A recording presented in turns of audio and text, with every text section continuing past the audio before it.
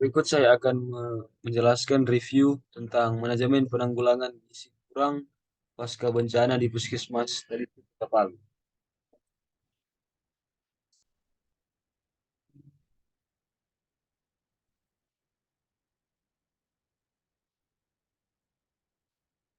Namun sebelum itu, perkenalkan nama saya Samuel Fandin Gosal Runtulalo, NIM 2174029, kelas A. Pertama, latar belakang. Anak balita merupakan kelompok yang paling rentan dan memerlukan penanganan gizi khusus.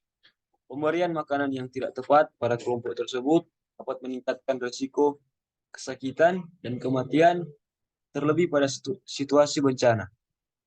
Gizi kurang pada anak balita membawa dampak negatif terhadap pertumbuhan fisik maupun mental yang selanjutnya akan menghambat prestasi belajar. Yang kedua, tujuan.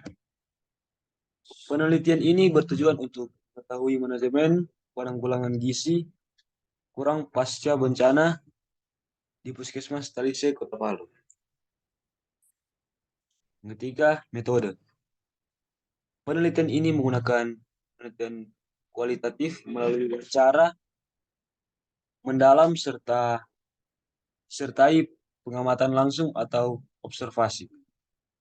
Penelitian kualitatif merupakan metode penyelidikan untuk mencari jawaban atas suatu pernyataan yang dilakukan secara sistematik menggunakan perangkat prosedur untuk menjawab pertanyaan, mengumpulkan fakta, menghasilkan suatu temuan yang dapat dipakai. Penelitian kualitatif efektif digunakan untuk memperoleh informasi yang spesifik mengenai nilai, opini, perilaku, dan konteks sosial menurut keterangan populasi. Pada penelitian ini menggunakan desain studi kasus. Yang kedua, hasil. Karakteristik informan. Informan dalam penelitian ini sebanyak 4 orang, terdiri dari Kepala Puskesmas Talise, tenaga gizi, kader kesehatan, dan orang tua balita yang punya balita yang gizinya kurang.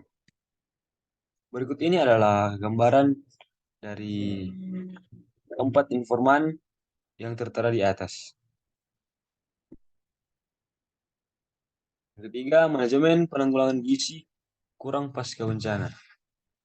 Wawancara dilakukan peneliti dengan informan kunci tentang manajemen penanggulangan gizi pasca bencana, berfokus pada fungsi manajemen yaitu pemantauan dan evaluasi sebagaimana yang diatur oleh Kementerian Kesehatan Republik Indonesia tahun 2012 tentang kegiatan gizi dalam penanggulangan bencana yang meliputi pembinaan teknis pasca bencana, pengumpulan data, perkembangan status gizi, korban bencana, dan analisis kebutuhan kegiatan gizi pasca bencana. Dengan pembahasan pembinaan teknis pasca bencana. Berdasarkan hasil wawancara antara peneliti dengan petugas gizi kesehatan Puskesmas Talise, diketahui bahwa pembinaan teknis yang dilakukan oleh petugas gizi untuk menanggulangi gizi kurang pasca bencana adalah melakukan konseling gizi dan pemantauan pertumbuhan. Konseling gizi yang diberikan kepada ibu-ibu balita kurang adalah pembinaan teknis tentang memasak sendiri atau mengelola bahan makanan sendiri dengan baik dan benar, memberikan aktif pada bayi setelah dilahirkan sampai 6 bulan usia anak, dan tetap melakukan pemantauan pertumbuhan pasca bencana yang dilakukan sebulan sekali baik di Posyandu, di Puskesmas, Polindes, di Puskesmas, atau bahkan di rumah balita. Yang kedua, pengumpulan data perkembangan status gizi korban bencana.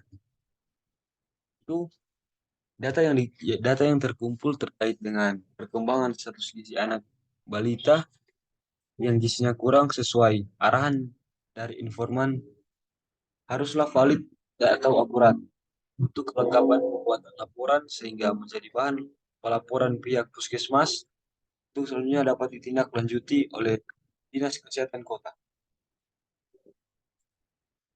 Yang ketiga, analisis kebutuhan kegiatan gizi pasca bencana.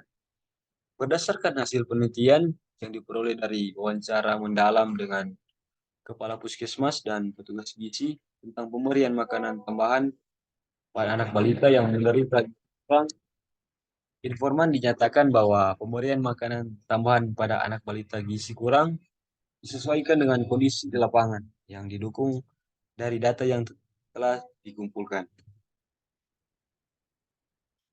Kesimpulan, manajemen penanggulangan gizi kurang pasca bencana berfokus pada fungsi manajemen, yaitu pemantauan dan evaluasi yang meliputi pembinaan teknis pasca bencana, pengumpulan data perkembangan status gizi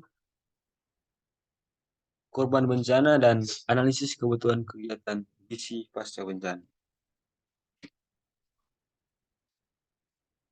Sekian dan terima kasih.